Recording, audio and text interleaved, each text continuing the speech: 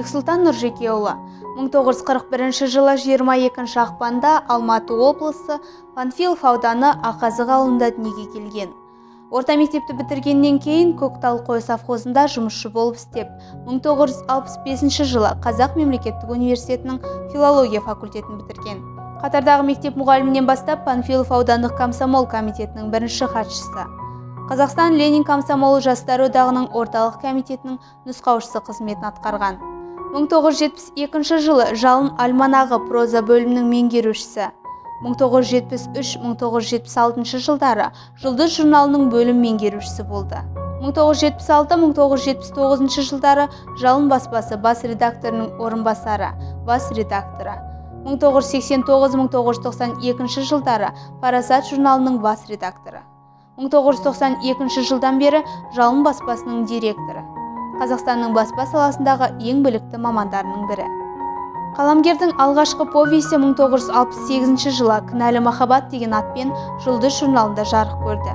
Кейіннен бір өкініш, бір үміт, жау жағадан алғанда кітаптары, Өзендер өрнектеген өлке атты тарихи этнографиялық эссесі, Ерлі зайыптылар, Әйел жолы жіңішке, Бейтаныс әйелдің құпиясы, тағы басқа да кітаптары жарық көрді.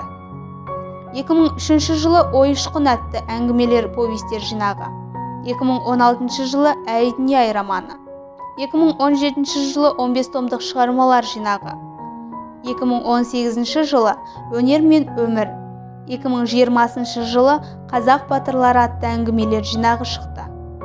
Қаламгердің Әй дүние романы 2016 жылы мемлекеттік сыйлыққа ие болды. Бексұлтан Нұржекеұлының кітаптары қолдан қолға өтіп, келесі туындыларын асыға күттіреді.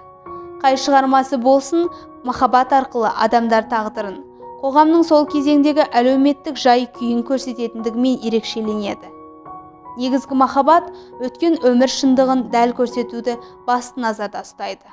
Бексұлтан Нұржекеұлы 1970 жылы еңбектегі ерлігі үшін медалімен, 2000 жылы құрмет, 2008 жылы Парасат ордендерімен марапатталған.